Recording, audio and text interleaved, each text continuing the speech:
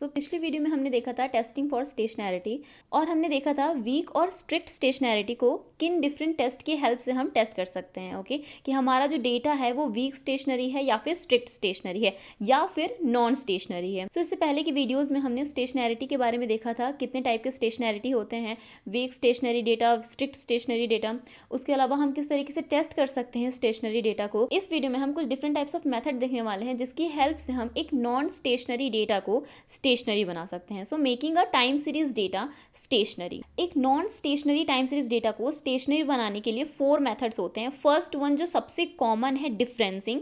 Second is transformation. Third is detrending and the fourth one is seasonal adjustment. तो one by one हम different methods को देखने वाले हैं और फिर उसके बाद उसका पाइथन इंप्लीमेंटेशन देखेंगे। So first one is the differencing. नाम से ही क्लियर है, आपको डिफरेंस निकालना है। किस चीज़ का डिफरेंस निकालना है? पास्ट वैल्यू का करंट वैल्यू से। ओके, लेट्स सपोज आपका करंट वैल्यू है वाई टी, ठीक है। So this is the current observation, current value. Okay, so past value क्या हो जाएगी? Y T minus one. Okay, y T minus one हो जाएगी आपकी past observed value, past observed value. So differencing हम किस तरीके से फाइंड करते हैं?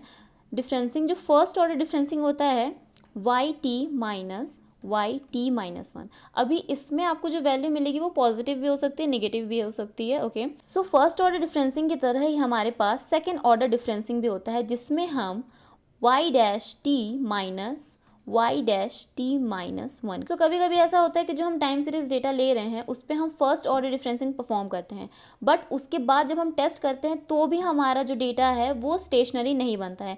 देन हम सेकेंड ऑर्डर डिफरेंसिंग परफॉर्म करते हैं जो कि फर्स्ट ऑर्डर डिफरेंसिंग पे होता है। ओके, तो पहला वाला जो फर्स्ट ऑर्डर डिफरेंसिंग है वो किस पे है? जो नॉर्मल वैल्यूज़ हैं हमारे टाइम सीरीज डेटा पे उस पे। और सेकेंड ऑर्डर डिफरेंसिंग किस पे है? जो डिफरेंस्ड वैल्यू है, ऑलरेडी डिफरेंस्ड वैल्यू है उस पे।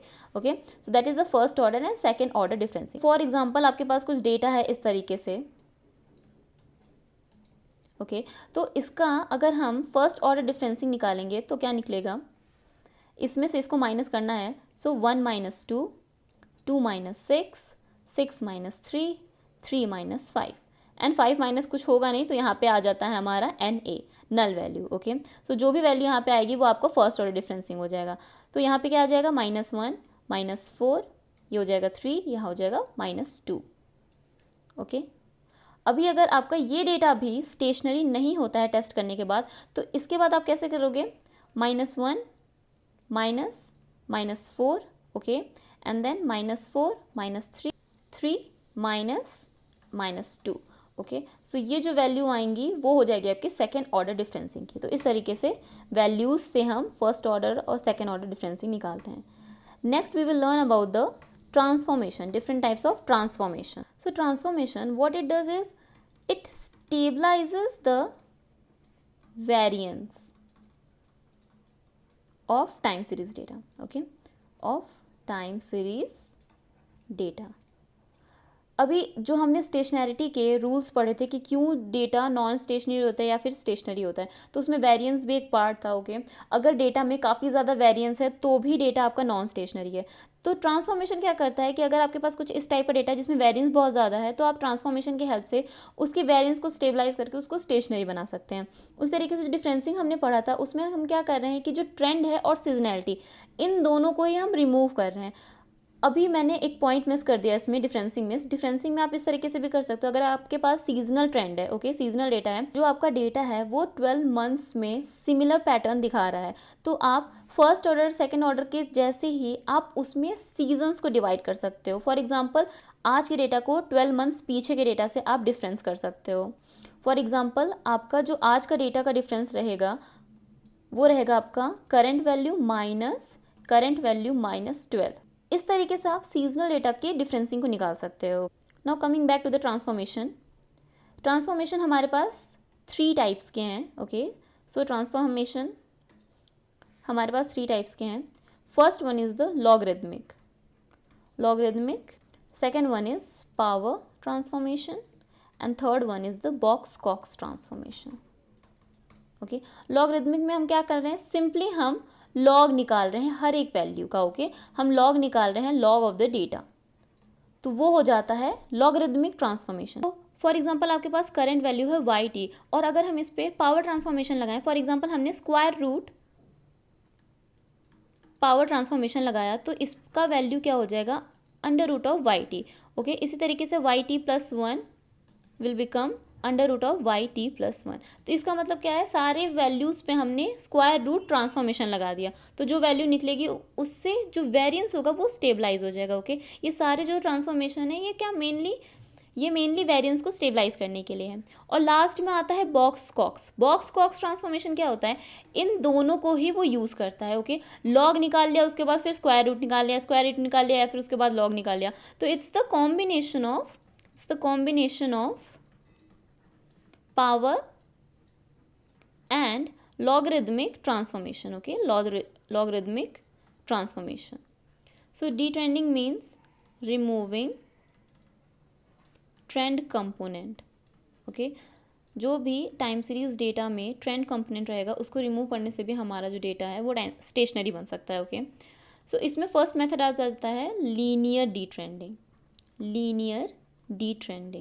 अभी लीनियर डीट्रेंडिंग क्या होता है कि जैसे फॉर एग्जांपल आपने एक रिग्रेशन लाइन फिट कर दिया अपने टाइम सीरीज डेटा पे, आपका कुछ इस तरीके का डेटा है। ओके, इस तरीके का डेटा है, और आपने एक टाइम सीरीज़ की नहीं, एक आपने रिग्रेशन लाइन इस पर फिट कर दिया। ओके, तो ये जो भी वैल्यू निकल रही है, इसकी जो भी वैल्यू रहेगी, उसको अगर हम ओरिजिनल टाइम सीरीज डेटा से माइनस कर देंगे, सब्ट्रैक्ट कर देंगे, सो जो हमारे पास टाइम सीरीज निकल के आएगा वो स्टेशनरी होगा। Okay, so that is the linear detrending. Second one is moving average detrending. Now what is moving average? Moving average time series का एक बहुत ही इंपॉर्टेंट पार्ट है। तो मूविंग एवरेज क्या होता है कि सपोज आपके पास इस तरीके का टाइम सीरीज डेटा है, मैं बस रैंडम वैल्यूज़ ले रही हूँ 1 से लेकर 7 तक। ओके, अभी आपको मूविंग एवरेज निकालना है, तो मूविंग एवरेज में एक विंडो साइज़ होती है। तो विंडो साइज़ आपने फॉर एग्जांपल रख दिया 3। ओके, 3 मीन्स आपको जो आपका विंडो है वो स्लाइड करेगा 1 बाय 1 ऑब्जर्व वैल्यू से, जो टाइम सीरीज डेटा है 1 बाय 1 स्लाइड करेगा, और 3 जो विंडो साइज है उसमें जो 3 वैल्यूज़ रहेंगी उसको सम करके डिवाइड बाय 3 कर देगा, तो वो आ जाएगी आपकी मूविंग एवरेज। मूविंग कह रहा है, एवरेज मीन समझ ही गए, जो 3 विंडो साइज में 3 वैल्यूज़ रहेंगी उसका हमें एवरेज लेना है। और मूविंग क्यों? क्योंकि ये स्लाइड कर रहा है विंडो के। सो फॉर एग्जांपल सबसे पहले हम इन तीनों का लेंगे। ओके, इन तीनों का सम निकालेंगे, देन इन तीनों का, इसके बाद इसका, और इसके बाद इसका। सो ये आपका मूविंग एवरेज निकल रहा है। ओके, सो मूविंग एवरेज जो भी वैल्यू रहेगी उससे अगर हम माइनस कर दें, उससे हम सब्ट्रैक्ट कर दें ऑब्जर्व वैल्यू को, तो भी हमें स्टेशनरी डेटा मिल जाएगा। सो हमने ट्रेंड रिमूव करके देख लिया। अभी सीजनैलिटी को अगर हमें सिर्फ रिमूव करना हो, सीजनैलिटी एडजस्टमेंट, इसमें हम क्या कर रहे हैं, simply removing the seasonal component. और हम ये किसके थ्रू कर सकते हैं, STL डिकम्पोजिशन या फिर क्लासिकल डिकम्पोजिशन, ये सब हम पढ़ चुके हैं पहले वीडियोस में। अगर आपने नहीं चेकआउट किया है तो आप वो वीडियोस को चेकआउट कीजिए कि किस तरीके से टाइम सीरीज डिकम्पोजिशन होता है और क्या क्या डिफरेंट मेथड्स होते हैं। तो जब हम डिकम्पोज करते हैं तो हमारे पास एक वेरिएबल निकल के आता है जिसमें हम ट्रेंड भी स्टोर कर सकते हैं, सीजनैलिटी स्टोर कर सकते हैं और रेसिडुअल स्टोर कर सकते हैं। तो जो ट्रेंड निकल के आ रहा है, अगर आप उसमें से भी ट्रेंड माइनस कर दोगे तो वो भी एक पार्ट हो जाता है डिट्रेंडिंग का। उसके अलावा सीजनल कंपोनेंट जो निकल के आ रहा है वो अगर आप ऑब्जर्व वैल्यू में से माइनस कर दो तो भी आपका जो सीजनैलिटी है वो रिमूव हो जाएगा, क्योंकि सीजनल कंपोनेंट हम उसको डिकम्पोज करके निकाल ही रहे हैं। तो उसको अगर हम ऑब्जर्व वैल्यू में से माइनस कर देंगे तो सीजनैलिटी हट जाएगी, तो आपका टाइम सीरीज डेटा एक बार को स्टेशनरी बन जाएगा। ओके, सो हमने यहाँ पे टाइम सीरीज डेटा इंपोर्ट किया है एप्पल के स्टॉक प्राइस का। Okay, starting with January 1, 2024। Okay, यहाँ पे हमने टाइम सीरीज डिकम्पोजिशन पहले की वीडियोस में सब एक्सप्लेन कर दिया है, स्टेशनरी टेस्ट उसको किस तरीके से परफॉर्म करते हैं। Now let's see making a time series data stationary, making data stationary. यहाँ पे मैंने 2 फंक्शन क्रिएट किया है, एक ADF टेस्ट के लिए, एक KPSS टेस्ट के लिए। ओके, दोनों ही टेस्ट का यूज़ करके आप स्टेशनरिटी को चेक कर सकते हैं। ओके, इसमें हमें सिर्फ सीरीज पास करना है एंड देन AD फुलर, ये स्टैट्स मॉडल का एक फंक्शन है, इसको यूज़ करके आप टाइम सीरीज डेटा को चेक कर सकते हो कि स्टेशनरी है या फिर नहीं। तो अभी अगर हम देखें यहाँ पे स्टॉक डेटा का जो क्लोज प्राइस है उस पर हम परफॉर्म करेंगे स्टेशनैरिटी चेक।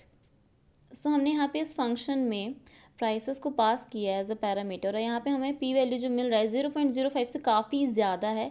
तो इससे क्लियरली ये हमें पता चल रहा है कि जो हमारे पास डेटा है वो नॉन स्टेशनरी है। सो सबसे पहले हम डिफरेंसिंग, जैसे हमने बात किया था डिफरेंसिंग करंट वैल्यू में से पास्ट वैल्यू को माइनस करना, तो डॉट डिफ करके सीरीज़ का फंक्शन होता है। ओके, जो भी आपके पास सीरीज़ है उसमें डॉट डिफ करके आप यूज़ कर सकते हो, जो कि डिफरेंसिंग आपको देगा, फर्स्ट ऑर्डर डिफरेंसिंग। ओके, सो अगर हम यहाँ पे प्राइसेस को प्रिंट करें कि किस तरह का हमारा प्राइसेस का वैल्यू था, तो यहाँ पे आप देख सकते हो प्राइसेस की वैल्यू जब हमने यहाँ पे डिफरेंसिंग किया तो पहला वैल्यू एन ए, जो कि मैंने बताया था कि नल वैल्यू आती है। Okay, and then -1.38999। माइनस में क्यों आया है? क्योंकि यहाँ पे 184 आप देखो और यहाँ पे 185। पास्ट वैल्यू क्या है? बड़ी है करंट वैल्यू से। ओके, इसको आप माइनस करके देख लो, सेम वैल्यू यहाँ पे आएगी। एंड देन 181 में से 184 को माइनस करने पे ये वैल्यू आ रही है। ओके, इसी तरीके से ये कंप्लीट आपका डिफरेंसिंग निकल गया है। अभी इसी को अगर हम फिर से डिफरेंस करेंगे, ओके, तो ये हो जाएगा आपका सेकेंड ऑर्डर डिफरेंसिंग। तो हमें स्टार्टिंग की दो वैल्यूज़ नल मिल गई। ओके, सो इस तरीके से आप सेकेंड ऑर्डर डिफरेंसिंग को परफॉर्म कर सकते हो। और अगर मैं इसको रिमूव कर दूँ तो ये फर्स्ट ऑर्डर डिफरेंसिंग हो जाएगा। अभी ट्रांसफॉर्मेशन की हमने बात की थी, 3 मेथड देखा था ट्रांसफॉर्मेशन में, log transformation, square root transformation that is power transformation, and Box Cox transformation. तो लॉग के लिए np.log numpy को सिंपली इंपोर्ट करना है, उसका लॉग निकालना है। ओके, तो प्राइसेस लॉग में हमारा आ जाएगा logarithmic transformation of the price value. Square root में क्या करना है? np dot square root simple function है, उसको यूज़ करके हम ट्रांसफॉर्म कर सकते हैं कंप्लीट सीरीज़ को। बॉक्स कॉक्स फंक्शन आप साईपाई से इंपोर्ट कर सकते हो, साईपाई से आपको स्टैट्स को इंपोर्ट करना है, उसमें आपको बॉक्स कॉक्स करके फंक्शन मिल जाता है। तो इसमें हम सिर्फ पॉजिटिव वैल्यूज़ ही पास करेंगे। अभी Box Cox requires all positive values. अगर आपके टाइम सीरीज डेटा में नेगेटिव वैल्यूज़ है तो वहाँ पर आपका बॉक्स कॉक्स ट्रांसफॉर्मेशन वर्क नहीं करेगा, क्योंकि ये सिर्फ पॉजिटिव वैल्यू को ही कंसीडर करता है। ओके, इसलिए मैंने कहा था कि डोमेन नॉलेज काफ़ी ज़्यादा ज़रूरी है जब आप जब आप टाइम सीरीज डेटा को स्टेशनरी बनाना चाहते हो। तो सो हम यहाँ पे इसको रन करते हैं और देखते हैं कि प्राइसेस लॉग में क्या आता है हमारे पास। Okay, prices log. ओके, इस तरीके से लॉगरिदमिक डेटा हमें मिल जाएगा। स्क्वायर रूट देखते हैं हम, स्क्वायर रूट। ओके, सो यहाँ पे 180 कुछ डेटा था, 180 के अराउंड डेटा है, तो उसका स्क्वायर रूट हमें यहाँ पे मिल जा रहा है। And then prices Box Cox. Okay, आप इसको उस फंक्शन में पास करके ये भी चेक कर सकते हो कि डेटा जो है वो स्टेशनरी है या नहीं।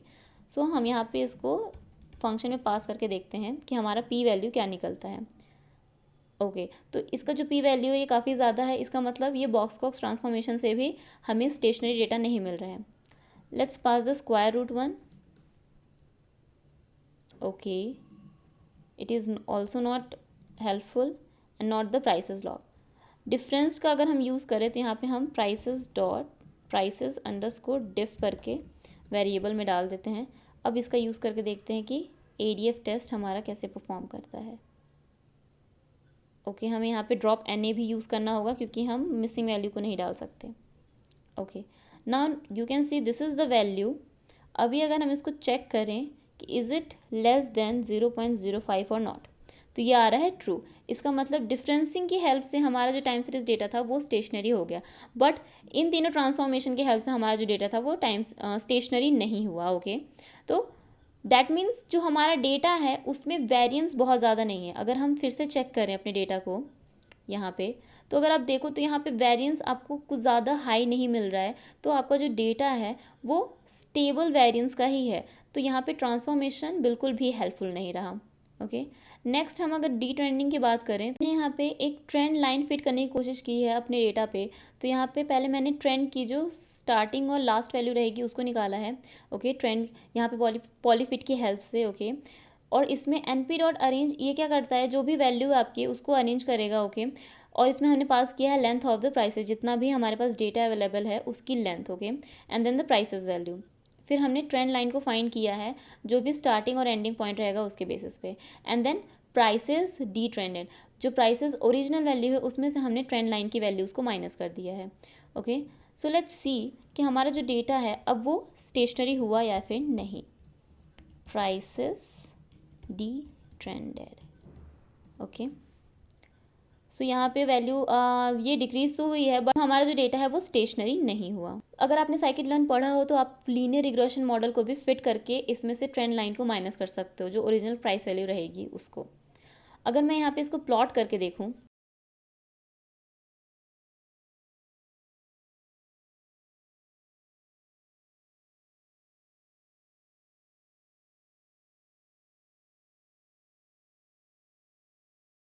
आप यहाँ पे देख सकते हो जो ब्लू लाइन है ये ट्रेंड लाइन है, जो यहाँ पे हमने फाइंड किया है, वेरिएबल में स्टोर किया है। So this is the trend line and this is the complete observe value.